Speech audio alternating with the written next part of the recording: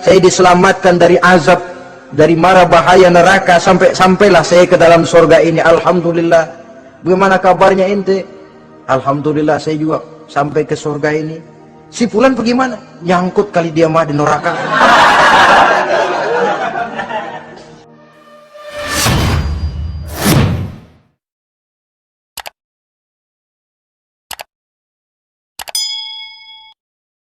Assalamualaikum warahmatullahi wabarakatuh.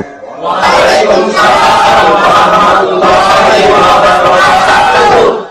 Alhamdulillah, alhamdulillahil jabbaril qahhar, al-azizil ghaffar, khaliqil jannati wan nar.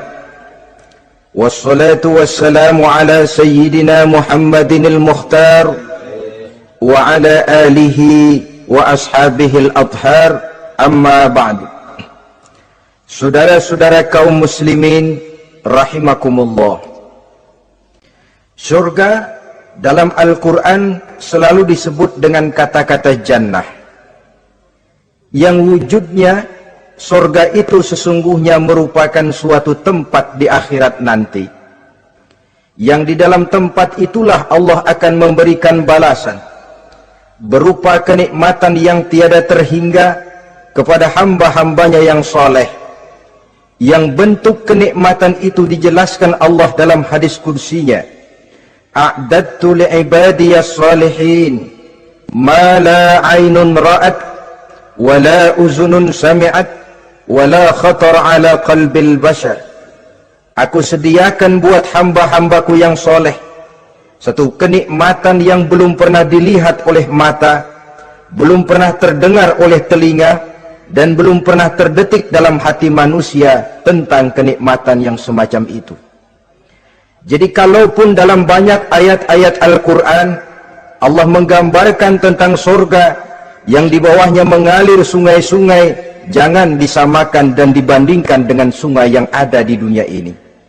Kalau surga bercerita tentang pohon dengan segala buah-buahnya, jangan samakan dengan pohon dan segala buah-buahan yang ada di dunia ini. Kalau surga bercerita tentang istana, tentang tempat tidur, tentang permadani dan sebagainya, seluruhnya tidak sama dan tidak bisa disamakan atau dibayangkan dengan yang kita hadapi dalam kehidupan di dunia ini. Di sanalah manusia akan menemukan kehidupan yang hakiki, yang sebenar-benarnya, yang tidak akan pernah berubah untuk selama-lamanya. Adapun kehidupan di dunia ini, boleh saja kita katakan kehidupan yang kamuflase, fata morgana, atau dalam bahasa agama sering disebut dengan kehidupan khayali. Ia berubah, ia bertukar, ia berganti oleh pergeseran masa dan pertukaran waktu. Kita jadi orang kaya di dunia, bagaimanapun kayanya kita, kekayaan itu tidak lain adalah kekayaan khayali namanya. Hari ini dia kaya, besok dia boleh jatuh bangkrut. Tengoklah orang-orang kaya di dunia ini, yang tidak cuma sekedar memperkaya diri untuk dirinya sendiri saja, tapi kadang-kadang sudah mempersiapkan untuk anak-anaknya, untuk cucu-cucunya, untuk iparnya, untuk besannya, pendeknya untuk seluruh keluarganya. Tidak cukup harta cuma untuk 1, 2, 3, bahkan sampai 7 keturunan. Tidak cukup dengan uang miliaran, malah triliunan. Tidak cukup dengan punya tanah yang luas, malah gunung dibeli, laut dibeli, langit pun kalau dijual mau dibeli. Sudah melampaui batas yang dinamakan kewajaran, dihinggapi penyakit rakus bin serakah alias tamak, lalu menghalalkan segala macam cara untuk mencapai harta, padahal itu tidak lebih dari bayangan khayali. Harta yang banyak itu mampukah menolak penyakit yang hendak datang? Harta yang banyak itu mampukah menahan tumbuhnya uban selembar di atas rambutnya? Harta yang banyak itu mampukah mencegah sebuah giginya yang hendak permisi? Dan pada akhirnya harta yang begitu banyak itu mampukah menolak kedatangan malaikat maut? Sama sekali ternyata tidak. Itulah kekayaan khayali namanya. Karena itu orang yang terbuka mata hatinya, dia tidak hanya mengejar kekayaan khayali ini, dia mengejar kekayaan hakiki yang terpendam di dalam kepribadian berupa al-akhlaqul karimah, akhlak dan budi pekerti yang terpuji yang menghiasi jiwa dan kehidupannya. Ada sifat sabarnya, ada sifat syukurnya, ada sifat qanaahnya, dan segala macam akhlak yang terpuji. Itulah kekayaan jiwa yang tidak bisa dinilai dengan materi. Kita punya pangkat, jabatan, kedudukan tinggi, pangkat apapun di dunia ini sesungguhnya tidak lebih dari pangkat khayali. Buktinya bahwa dia pangkat khayali, pangkat di dunia ini selalu ada bekasnya. Saudara kenal ada bekas camat, ada? Ada bekas lurah, ada bekas gubernur, ada bekas menteri, ada bekas presiden. Hari ini dia lurah, besok bekas lurah. Hari ini dia camat, besok bekas camat. Hari ini dia menteri, besok bekas menteri. Pangkat khayali. Maka Quran menganjurkan jangan pangkat khayali yang kita kejar mati-matian, sampai menggunakan sistem jilat atas, injak bawah, sikut kiri kanan, yang penting dapat kedudukan. Padahal itu tidak lebih daripada pangkat khayali. Quran menganjurkan carilah pangkat hakiki, kedudukan di sisi Allah, maqam di sisi Allah. Itulah pangkat yang sebenarnya. Apa jalan ke arah sana? Quran memberikan petunjuk. Wa minal laili fatahajjad bihi nafilatan lak asa an yab'asaka rabbuka maqaman mahmuda. Di keheningan malam, dikala orang tidur nyenyak, bangunlah engkau tahajud kepada Allah Tuhanmu. Pasti kalau itu kau laksanakan, Allah akan menempatkan engkau di satu tempat yang terpuji, mendapat pangkat yang hakiki dan bukan sekedar pangkat khayali. Kita berusia muda, muda kita ini pun muda khayali. Berapa lama kita muda? Hari berubah jadi minggu, minggu bertukar menjadi bulan, bulan pergi datanglah tahun. Pergeseran masa dan pertukaran waktu membuat kita jadi berubah. Kulit yang tadinya kencang jadi lentur dan keriput, segalanya berubah. Oleh karenanya, pada kehidupan di surga nanti, orang akan menemukan kehidupan yang hakiki, yang tidak akan pernah berubah untuk selama-lamanya. Nah, kita akan mulai dengan menjelaskan bagaimana sebenarnya keadaan surga itu. Pertama, luasnya. Berapa sih luasnya surga? Dengan logika, sekarang ini dunia dihadapi dengan kekhawatiran terhadap peledakan penduduk yang nyaris tidak terkendali. 5 miliar lebih jumlah manusia yang nongkrong di permukaan bumi. Tapi sesungguhnya planet bumi yang kita tinggali ini cuma satu planet kecil dari 9 buah planet yang berada dalam sistem tata surya matahari yang lazimnya kita namakan galaksi. Selain tata surya matahari yang namanya galaksi itu, masih terdapat lagi galaksi-galaksi lain yang dengan sendirinya juga dikitari oleh planet-planet lain. Dan bumi kita yang kita tinggali ini, yang dihuni oleh tidak kurang 5 miliar manusia, hakikatnya cuma setitik debu di tengah angkasa alam yang luas ini. Oleh karenanya, di dalam surah Ali Imran ayat 173, ayat 133, Allah Subhanahu wa ta'ala menjelaskan, wasari'u ila maghfiratin min rabbikum wa jannatin arduha as-samawati wal ardu u'iddat lil muttaqin. Bersegeralah kamu menuju ampunan Allah dan surga yang luasnya seluas langit dan bumi. Seluas langit dan bumi. Sedangkan langit oleh mata telanjang ini kan tidak pernah kelihatan. Yang nampak oleh kita biru di atas itu cuma batas titik pandangan manusia yang terjauh. Dan konon itu adalah refleksi sinar matahari yang menyentuh air laut, melahirkan warna biru. Sedangkan hakikat langit itu sendiri sampai hari ini belum terjangkau oleh kemajuan ilmu pengetahuan. Sejauh-jauhnya manusia pergi baru ke bulan. Mungkin dalam beberapa tahun mendatang dia akan pergi ke planet-planet Mars dan planet-planet lainnya. Tapi itu masih terbatas dalam sistem tata surya matahari atau galaksi kita ini. Belum lagi sampai kepada langit yang pertama. Surga yang disediakan untuk orang-orang saleh ini luasnya seluas 7 lapis langit dan bumi. Jadi saudara tidak usah berpikir khawatir di surga nanti kehabisan kapling.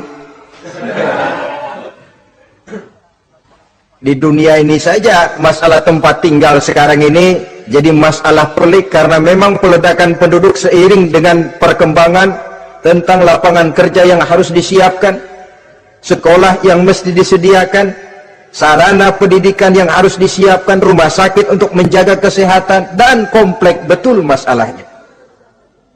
Tetapi di surga nanti arduhas samawati wal ard, luasnya seluas 7 lapis langit dan bumi. Satu keluasan yang hanya Allah saja yang maha tahu tentang batas-batasnya. Itu tentang luasnya surga. Lalu bagaimana keadaan di surga?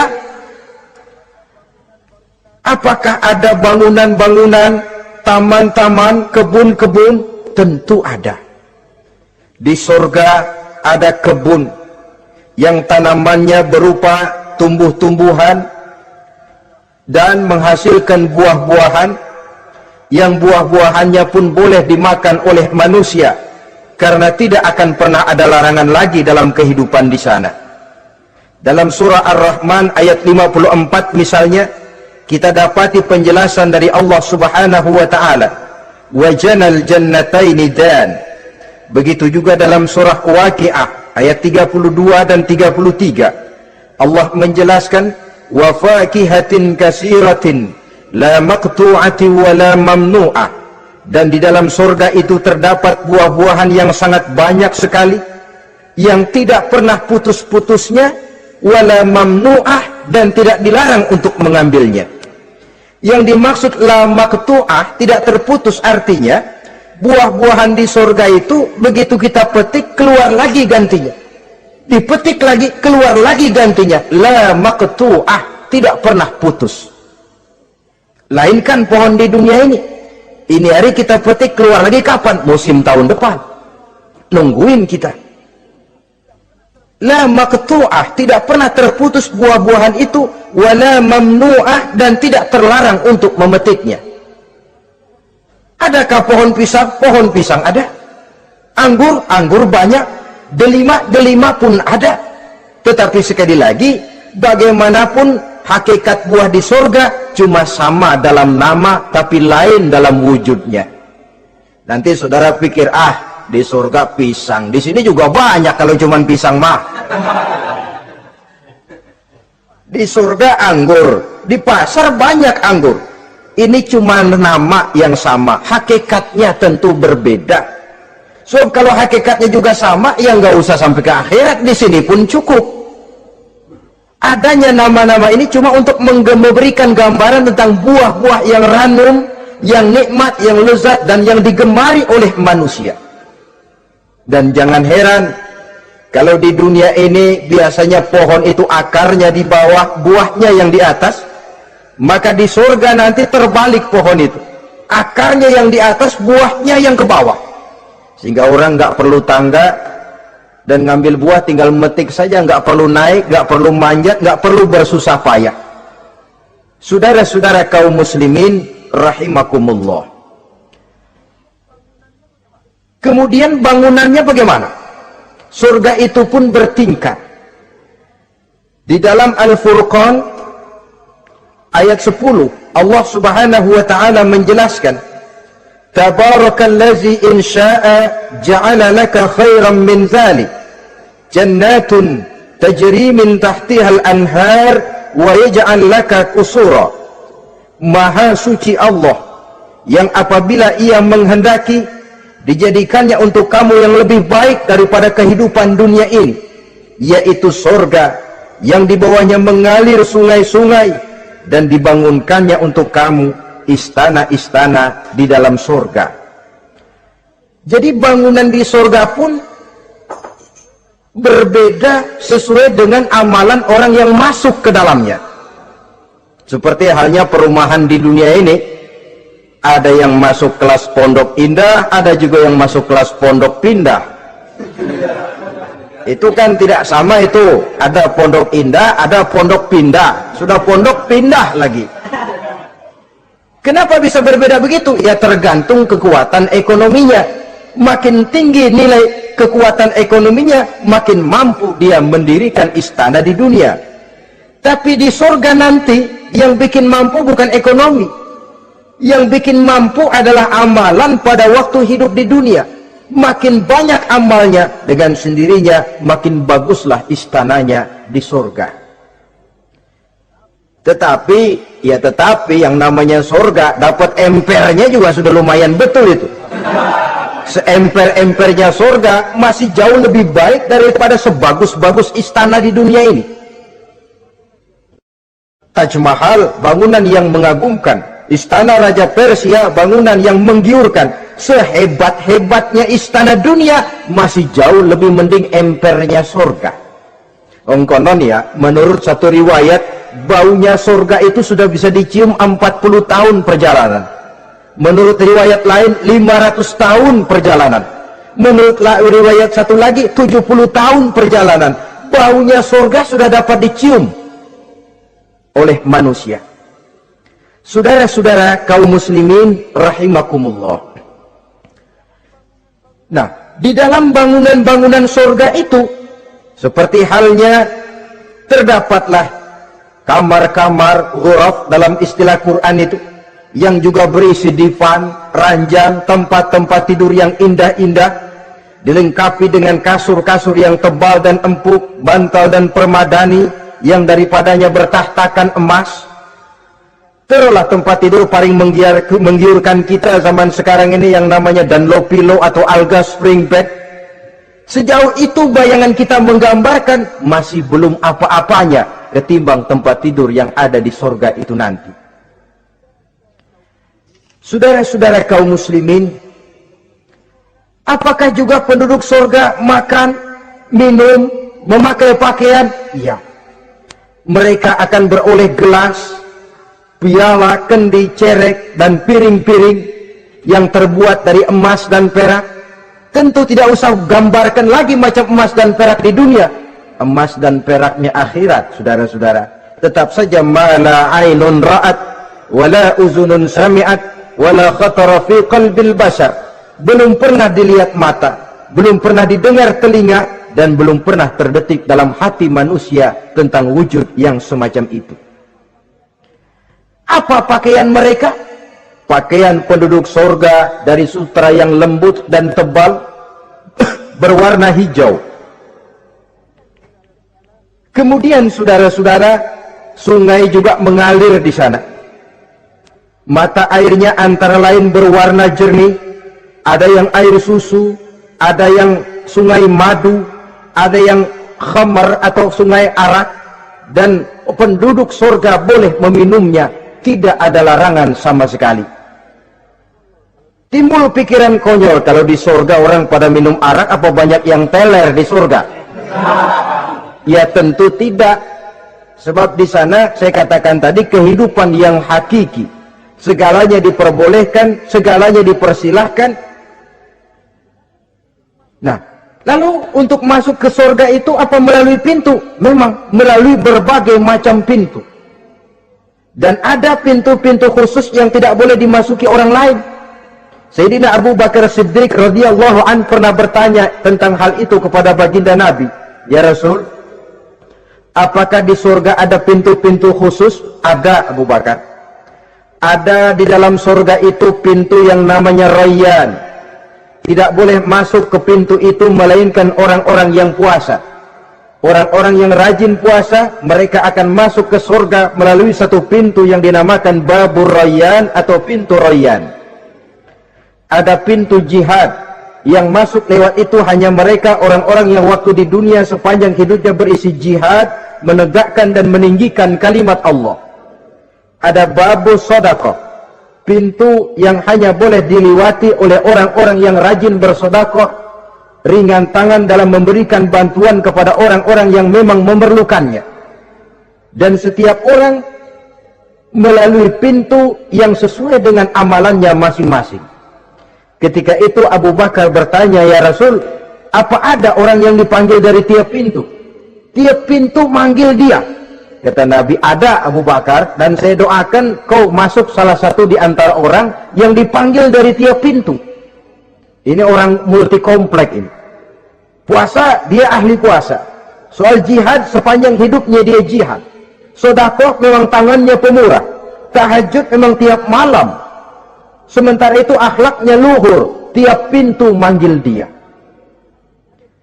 Dalam hadis ada juga perempuan yang bernasib baik, dijelaskan oleh Nabi, "Iza sallatil mar'atu khamsaha wa shamat shahraha wa hafizat farjaha wa ata'at zawjaha qila laha udkhuli min ayyi abwabil jannati syi'ti." Apabila seorang perempuan dia kerjakan solat yang 5 waktu, dia puasa di bulan Ramadan, dia jaga kehormatan dirinya, kemudian dia taat kepada suaminya, di akhirat nanti dikatakan kepada perempuan tadi, "Wahai perempuan, udkhuli min ayyi abwabil jannati syi'ti." Masuklah kamu ke dalam surga dari pintu mana saja yang kamu mau. Disuruh pilih, saudara-saudara.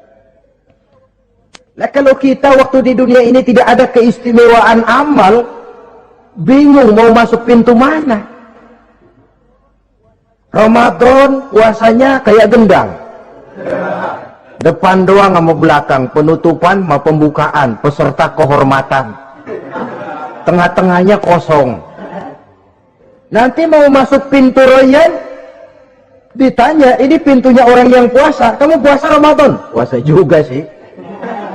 "Puasa juga sih bagaimana?" "Iya, pembukaan sama penutupan." Tengahnya kosong, nggak bisa lewat pintu sini, cari pintu lain saja. Mau masuk kita lewat pintu jihad, ditanya lagi, "Kamu lewat sini apa merasa pernah berjuang membela agama waktu di dunia?" Mau lewat pintu sholat, apa kau termasuk orang yang konsekuen menjaga sholat? Bersyukurlah kita kalau tiap pintu memanggil. Kalau tidak, adalah salah satu amal kita yang menunjukkan keistimewaan kita. Karena itu beramal nggak perlu banyak, yang penting rutinnya, istiqomahnya. Ahabbul a'mali indallah adwamuha wa in qalla. Amalan yang paling dicintai Allah yang dikerjakan secara tuntas walaupun tidak banyak. Saudara baca ayat Quran nggak banyak, satu malam cuma 3 ayat, tapi rutin tiap malam 3 ayat, tiap malam 3 ayat. Itu lebih dicintai Allah daripada sekali ngaji 1 juz, terus 3 bulan nggak ngaji-ngaji. Lebih baik yang sedikit-sedikit ini tapi rutin, dia akan menjelma menjadi amalan yang banyak daripada sekalinya banyak lalu ke belakangnya malah tidak ada sama sekali. Hendaknya ada amalan-amalan kita yang menunjukkan keistimewaan dan kelak akan menjadi pintu yang kita tempuh di surga nanti. Apabila kita sudah melalui pintu-pintu surga itu dan tinggal di dalamnya dengan pakaian, dengan perhiasan, dengan makanan dan minuman sebagai yang saya sebutkan tadi, maka kita pun dalam kehidupan di sana akan dilayani oleh pelayan-pelayan muda. Yatufu alaihim wildanun mukhalladun. Pelayan-pelayan yang muda itu keliling melayani apa keperluannya dan tidak pernah tua pelayan itu, sebagaimana kita pun tidak akan pernah tua. Pendeknya sudah jadi king of king di surga itu, jadi raja di raja. Fasilitas serba cukup, apa yang kita mau tersedia, tidak ada larangan dan pelayan seperlunya diberikan kepada kita. Nah, bagaimana keadaan penduduk surga? Dari Imam Turmuzi dijelaskan satu hadis, berkata Hasan al-Basri, "Ahlul jannati kulluhum abna'u 33 sanah." Mereka rata-rata orang-orang muda penduduk surga itu. Umurnya tidak lebih 33. Yang muda-mudanya, cakep-cakepnya, ganteng-gantengnya. Pantas kalau satu hari ada perempuan tua menghadap Rasul. "Ya Rasul, saya ahli ibadah, saya beriman kepada Allah, saya cinta kepada Islam, apakah saya akan masuk surga ya Rasul? Nabi senyum, enggak bu, nenek-nenek enggak masuk surga. Itu perempuan nangis sejadi-jadinya. Ya Rasul, kalau gitu sia-sia tahajud saya, sia-sia puasa saya, sia-sia segala macam ibadah saya. Nenek-nenek enggak masuk surga ya Rasul, sayang benar segalanya. Rasul kemudian menghampiri perempuan tadi, bu, kalau yang ibu bilang itu benar, ibu masuk surga. Cuman di sana ibu balik muda lagi, kulit nggak kempot kayak begitu, rambut nggak putih macam begitu. Ibu nanti di surga bakal jadi muda lagi. Salasin, umur 33 tahun. Rata-rata seluruh penduduk surga umurnya begitu. Tidak ada yang tua, tidak ada yang anak-anak, tidak ada yang remaja, rata-rata segitu. Nah, lalu bagaimana? Di surga hati mereka menjadi satu di antara sesama penduduk surga. Tidak ada yang iri hati, tidak ada yang punya sifat dendam.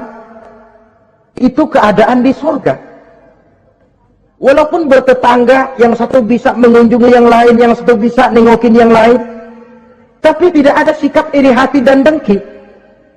Tidak ada yang satu datang ke tempat saudaranya di surga, loh kapling lu lebih luas dari gua nih. Nggak ada Tuhan, tidak ada. Semuanya hati sudah menjadi satu. Tidak ada dendam, tidak ada iri hati. Kan jauh bedanya dengan kehidupan di dunia ini toh. Kadang-kadang di dunia ini begitulah romantikanya. Kita melarat, disuraki orang, kita sedikit kaya, diselidiki orang. Ada saja yang iri, ada saja yang hasut, dan selalu mencari cara untuk menjatuhkan kita. Di surga, hal semacam itu tidak akan kita temui. Orang tidak punya sifat iri hati dan dendam. Lalu bagaimana lagi keadaan penduduk surga itu? Mereka selalu merasa senang dan bahagia. Tiap hari, tiap saat yang dirasakan cuma itu saja. Tidak diselingi seperti kehidupan di dunia ini, di mana senang berseling dengan susah, bahagia berganti dengan derita, ada senyum bahagia, ada tangis menahan derita. Itu romantika kehidupan di dunia. Di akhirat itu tidak akan pernah ditemui dalam surga nanti. Orang selalu merasa senang karenanya di sana tidak ada keluh kesah, tidak ada orang yang murung, tidak ada orang yang narik napas panjang sambil menghitung bintang di langit. Selalu merasa senang dan selalu merasa bahagia. Lalu bagaimana kondisi fisik mereka? Di surga tidak ada orang yang cacat, baik ia cacat rohani ataupun cacat jasmani. Seperti yang kita temui di dunia ini, ada saja cacatnya. Kadang-kadang jasmani sehat, rohaninya sakit. Kadang-kadang rohaninya bagus, jasmaninya cacat. Di surga, orang sempurna, komplit, cukup. Tidak ada yang cacat rohani ataupun yang cacat jasmani.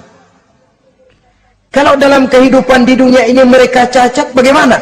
Mereka akan utuh dan sempurna apabila masuk ke dalam surga.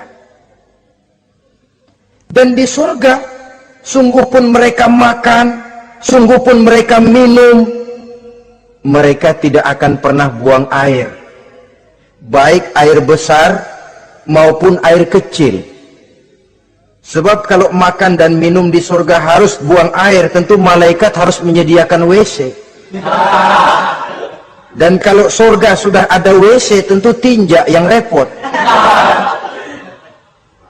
Saudara-saudara kaum muslimin, tidak buang air, juga tidak buang angin. Dan tidak sakit, tidak terkena penyakit. Penyakit apapun namanya, sudah di surga itu daerah bebas penyakit. Jadi barangkali kalau keluar ke halaman surga nggak pakai baju masuk angin, tidak. Di sana repot nyari duit kerokan. Segalanya sempurna, segalanya cukup. Lalu bagaimana kalau tiap saat mereka makan, tiap saat mereka minum tapi tidak buang air? Konon keringat yang keluar dari mereka, tubuh mereka. Dan keringat yang keluar itu mengandung bau kasturi yang amat sangat harum baunya. Saudara-saudara, kemudian penduduk surga itu oleh Allah diberikan teman hidup yang namanya bidadari. Makhluk Allah yang teramat sangat cantiknya, yang tidak bisa kita bayangkan macam apa cantiknya. Barangkali kalau kita menonton film, kita kagum dengan bintang-bintang film kenamaan yang cantiknya selangit. Itu mah belum ada seujung kukunya dari para bidadari. Mereka dalam Quran disebut azwajun mutahharah, istri yang disucikan. Apa pengertian suci di sini? Belum pernah tersentuh sebelumnya, baik oleh manusia, baik oleh jin, baik oleh malaikat sekalipun. Jadi memang orisinil, build up dari sononya belum kepake. Khusus untuk manusia yang masuk surga. Belum pernah kepegang sama manusia. Jangankan manusia, jin dan malaikat saja belum pernah megang. Lainkan di dunia sekarang ini kita mau cari barang orisinil sudah repot. Ya mujurlah kalau saudara menemukan seorang gadis yang orisinil paten, masih build up. Barangkali mujur, tapi umumnya terutama di kota-kota besar, ya sudah kita dapat second hand juga masih lumayan. Kalau tidak rongsok-rongsok bener mah, ini kadang-kadang sudahlah second hand, kondisinya juga 30%, udah mesti nyervis melulu kita ini. Saudara-saudara, azwajun mutahharah belum pernah tersentuh oleh siapapun. Lalu makna tohara ini, mereka selalu suci, tidak pernah baik menstruasi atau mencret, tidak pernah.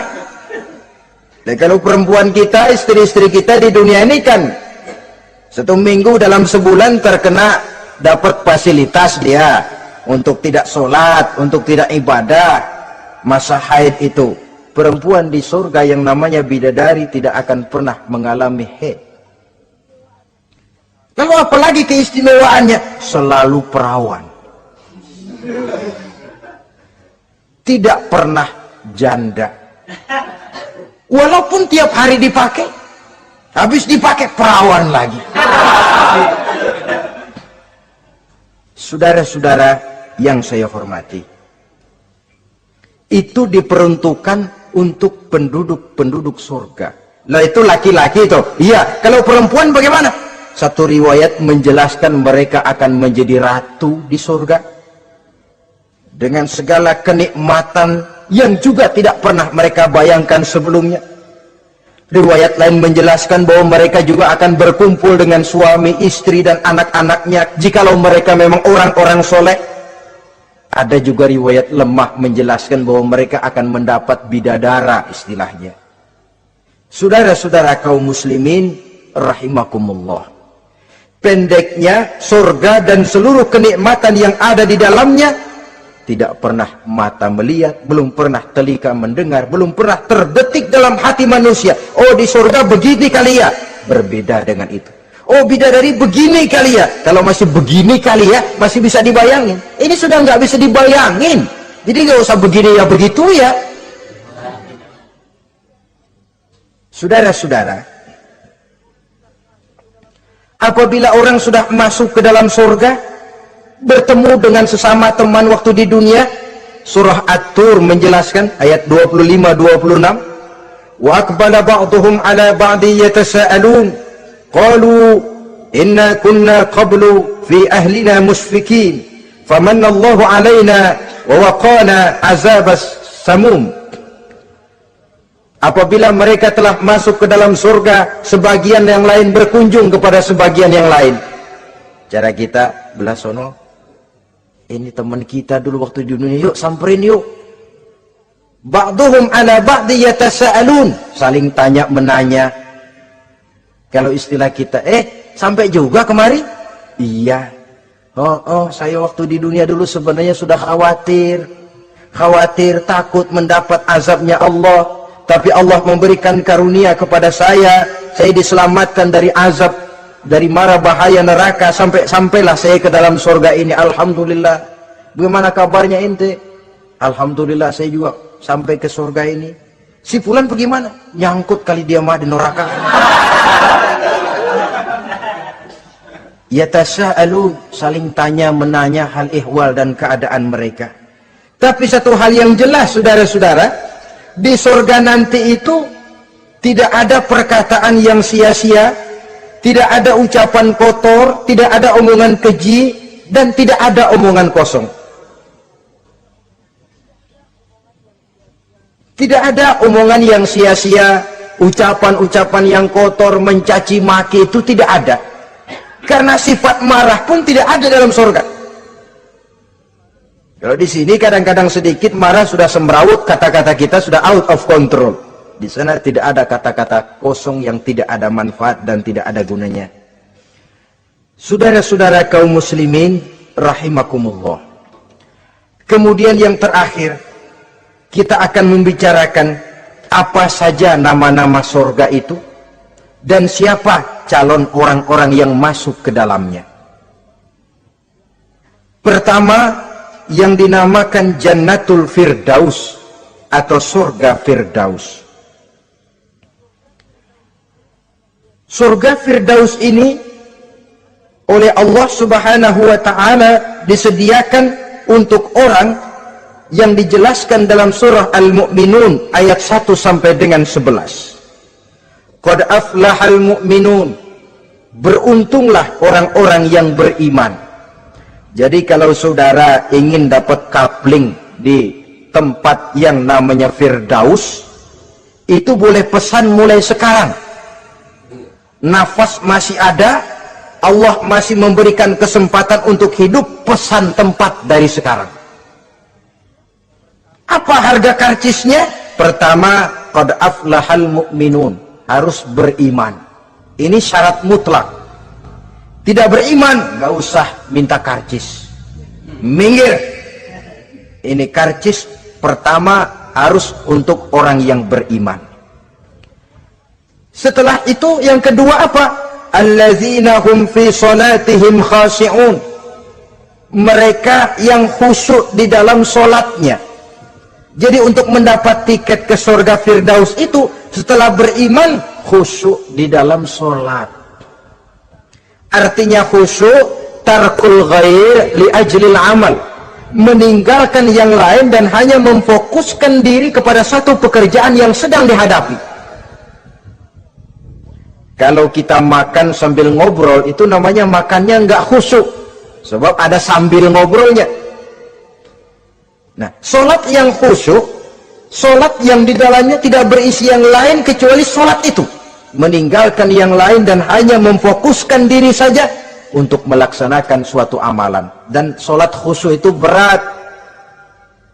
Kadang-kadang waktu mau solat kita nggak ingat apa-apa, begitu sudah masuk takbir yang kita lupa malah kita ingat. Itu kurang ajarnya iblis.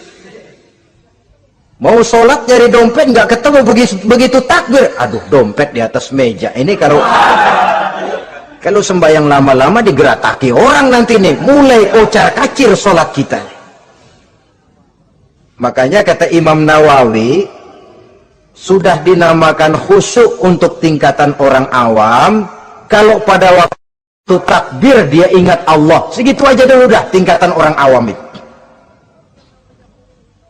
Sebab yang namanya khusyuk itu hudurul qalbi wa sukunul jawarih. Hatinya ikut sholat, anggota badannya tenang tentram di waktu sholat, khusyuk. Kalau waktu sholat garuk sono, garuk sini, kaki ketekas ketekus, terus sudah anggota badannya nggak khusyuk. Atau anggota badannya tenang tentram, nggak gerak-gerak, cuma hatinya ngayab kemana-mana.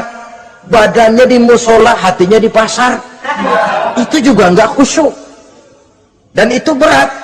Karena itu ini syarat kedua untuk mendapat tiket ke Firdaus.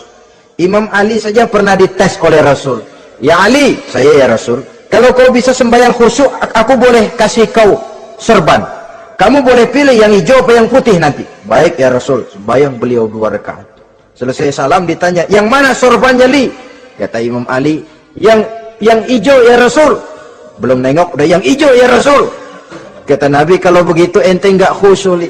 Kenapa? Mungkin tadi waktu sujud mikirin, ntar kalau gua ditawarin milih yang hijau aja dah. Belum nengok sudah menjawab. Saudara-saudara, yang ketiga, wallazina hum 'anil lagwi mu'ridun. Orang-orang yang menghindarkan diri dari ucapan dan perbuatan yang sia-sia, yang tidak ada gunanya. Ini tiket yang syarat yang ketiga untuk mendapat tiket ke Firdaus itu menghindarkan diri baik dari ucapan ataupun perbuatan yang sia-sia, yang tidak ada nilainya baik dalam pandangan manusia, lebih-lebih lagi dalam pandangan Allah. Yang keempat, wallazina hum lizzakati fa'ilun. Mereka yang aktif membayar zakat. Kemudian yang kelima, wallazina hum lifurujihim hafizun illa ala azwajihim aw ma malakat aymanuhum fa innahum ghairu malumin.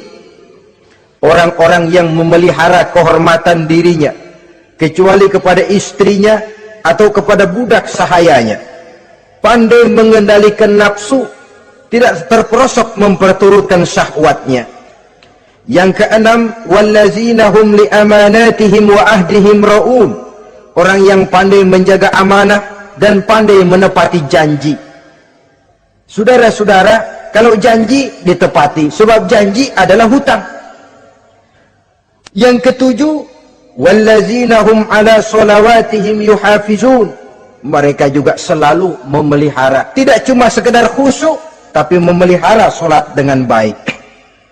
Ayat ke-11 dari Al-Mu'minun ini ditutup oleh Allah dengan jelas, ulaika humul warisun allazina yarisuna al-firdausa hum fiha khalidun. Mereka itulah para ahli waris yang akan menerima warisan berupa surga Firdaus dan mereka kekal di dalamnya. Kalau tadi sudah kita tangkap bahwa begitu besar kenikmatan yang ada di dalam surga, ternyata barang yang mahal memang tidak mudah untuk didapat. Saudara-saudara, inilah surga Firdaus. Adapun yang kedua, nama surga itu disebut dalam Quran Jannatu Adnin, surga Aden. Untuk siapa mereka?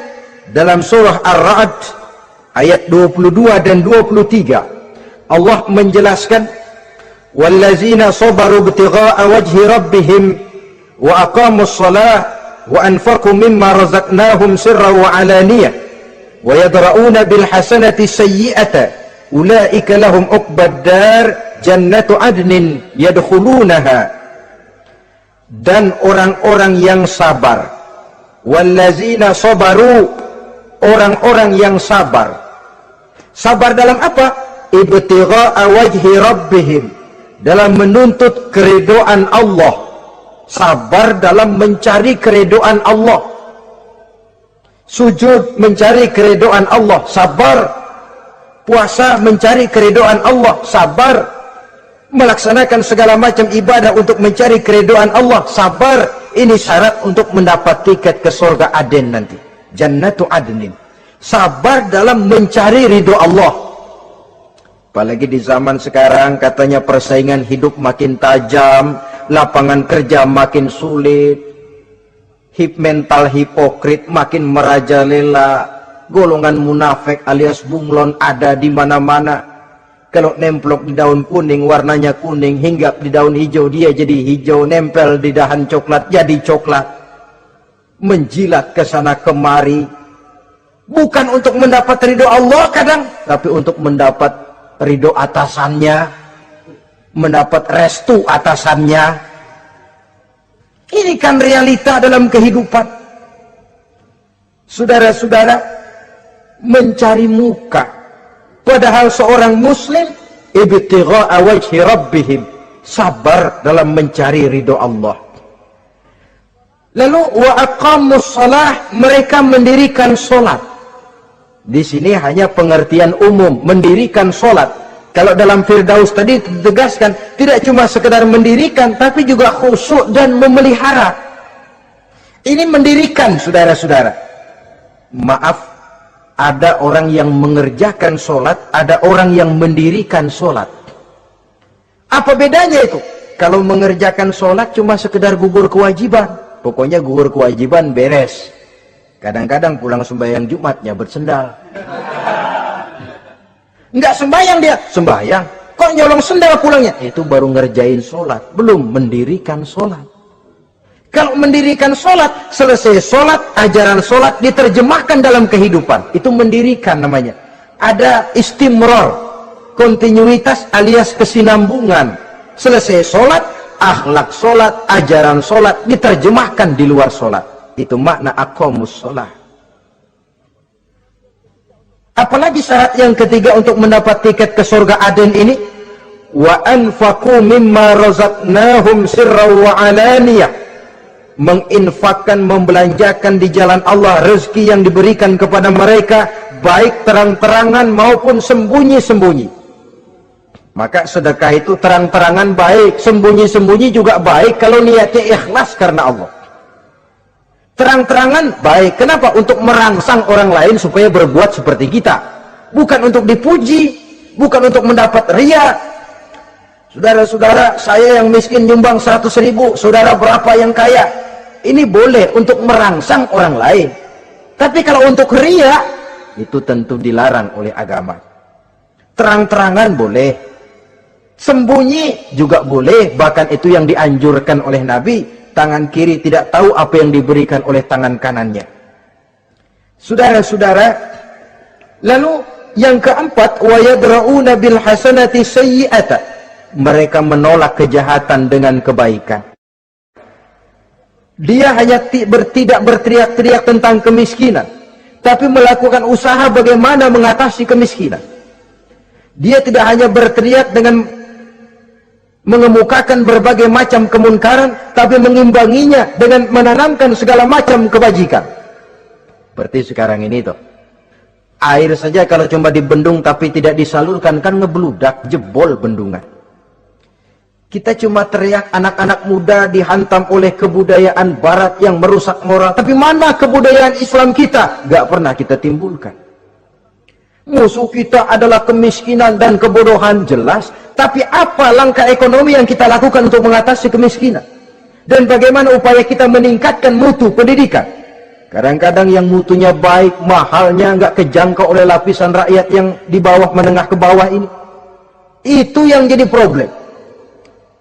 Orang yang mendapat tiket ke surga Aden ini, mereka menolak kejahatan dengan mengimbanginya, melakukan kebajikan. Tidak cuma teori, tidak cuma propaganda, tapi ada langkah konkret bahwa untuk membentengi kemaksiatan harus diperbanyak munkar. Untuk mengimbangi segala macam perbuatan durjana harus dikembangkan majelis taklim pesantren, menghidupkan akhlak Islamiyah dalam kehidupan sehari-hari. Wa yadra'una bil hasanati sayyi'ah. Orang semacam itulah yang akan mendapat tiket ke surga Aden atau Jannatu Adnin nanti. Dua. Adapun surga yang ketiga dinamakan Jannatun Naim. Surga Naim. Naim mengandung arti penuh kenikmatan. Tiketnya sederhana saja. Al-Qalam ayat 34. Inna lil muttaqina inda rabbihim jannatu naim. Sesungguhnya bagi orang-orang yang bertakwa kepada Allah, mereka akan mendapat balasan berupa Jannatun Naim, surga Naim namanya. Jadi tidak banyak untuk mendapatkan surga Naim ini, cuma takwa. Cuman takwa yang jadi banyak. Apa itu takwa? Sekarang ini kan takwa jadi lalap. Dan orang sering menggunakan istilah agama di zaman sekarang ini untuk maksud yang tidak sama dengan maksud agama. Padahal takwa ini jelas, sebelum Islam datang ke Indonesia, kita orang Indonesia tidak kenal kata-kata takwa. Maka kalau harus menggunakan kata takwa, pengertiannya harus dikembalikan kepada pengertian Islam. Ini sih enggak. Orang yang mana aja kalau dilantik bertakwa kepada Tuhan yang Maha Esa, bertakwa, sampai membleh ke bibir, bertakwa. Tapi kalau sudah megang jabatan, kadang-kadang takwa ngalor dia ngidul, tidak relevan lagi. Lalu apa sih yang namanya takwa itu? Sederhana saja, imtisalul awamir wajtinabun nawahi, itulah takwa. Melaksanakan segala yang diperintah, menjauhi yang dilarang, itu takwa. Menjalankan perintah dengan meninggalkan larangan, apa bedanya? Kalau melaksanakan perintah boleh sesuai dengan kemampuan, tapi menjauhi larangan mutlak. Laksanakan perintah Allah sesuai dengan kemampuanmu, tapi tinggalkan larangan Allah mutlak. Mampu tidak mampu, tinggalkan. Enak kalau ada perintah, jauhi larangan Allah semampu kamu. Ya enak, tinggal kita milih. Saya belum mampu ninggal teler itu, lezat itu, belum mampu. Yang boleh semampu kita melaksanakan perintah. Sholat semampu kita, asal jangan mampu lalu pura-pura tidak mampu. Puasa semampu kita, jihad semampu kita. Tapi kalau sudah meninggalkan larangan, mutlak, mampu tidak mampu, harus ditinggalkan. Jadi kelihatannya sederhana takwa ini, tapi masalahnya rumit. Melaksanakan yang diperintah, menjauhi yang dilarang. Dan itu tiket untuk mendapatkan surga naim atau jannatun naim. Yang keempat, saudara-saudara, di antara nama surga itu ada yang disebut surga ma'wa atau jannatul ma'wa. Apa tiket untuk sampai ke sana? Surah An-Nazi'at ayat 40 dan 41. Wa amma man khafa maqama rabbih wa nahan nafsa 'anil hawa fa innal jannata hiyal ma'wa. Sesungguhnya orang-orang yang takut kepada larangan Tuhannya, wa nahan nafsa 'anil hawa, dan sanggup mengendalikan nafsu, sanggup mengendalikan diri dari memperturutkan hawa nafsu, fa innal jannata hiyal ma'wa. Surga ma'walah tempat tinggalnya nanti. Jadi tiket ke jannatul ma'wa ini, pertama, khafa maqama rabbih, takut kepada batas-batas yang telah ditentukan oleh Tuhannya. Ini batasnya, kamu jangan nyebrang ke sini.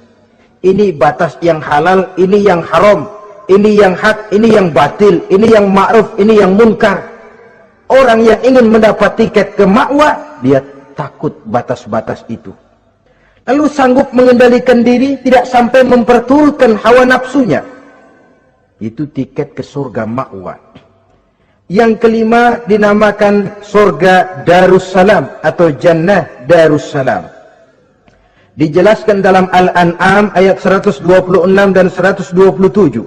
Wa hadza siratu rabbika mustaqima wa qad fassalna al-ayati liqaumin yatadhakkarun. Lahum darus salam inda rabbihim wa huwa waliyuhum bima kanu ya'malun. Inilah jalan Tuhanmu yang lurus. Telah kami pisahkan ayat-ayat kami bagi kaum yang mau berfikir. Jadi kelihatan di sini untuk mendapat tiket ke Darussalam, istiqomah mengikuti jalan lurus, istiqomah berpegang kepada Islam, dan pandai membedakan apa yang memang oleh Allah sudah dibedakan. Antara yang hak dan batil, antara yang benar dan salah, dan selalu ingat kepada ayat-ayat Allah. Itu surga Darussalam. Yang keenam dinamakan Darul Muqamah. Siapa penghuninya? Surah Fatir ayat 34-35. Wa qalu alhamdulillahillazi azhaba 'anna al-hazan inna rabbana laghafurun syakur allazi ahallana darul muqamah min fadlihi la yamassuna fiha nasabun wa la yamassuna fiha lughub. Yaitu orang-orang yang senantiasa bertahmid, memuji kebesaran Allah Subhanahu wa taala. Mereka akan mendapatkan darul muqamah. Yang ketujuh dinamakan surga Maqamul Amin.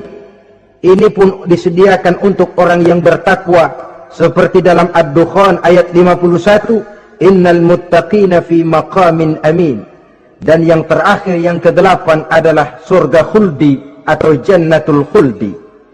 Dalam surah Al-Furqan ayat 15 dijelaskan, "Qul adzalika khairun am jannatul khuldi allati wu'idal muttaqun kanat lahum jazaan wa masira." Saudara-saudara kaum muslimin rahimakumullah, oleh terbatasnya waktu, inilah sekelumit tentang surga dan calon-calon penghuninya. Mudah-mudahan dijadikan kita oleh Allah termasuk salah seorang di antara calon-calon yang kelak akan menjadi penghuni surga, mendapat kenikmatan yang kekal dan abadi di dalamnya. Amin ya rabbal alamin. Terima kasih atas segala perhatian. Mohon maaf atas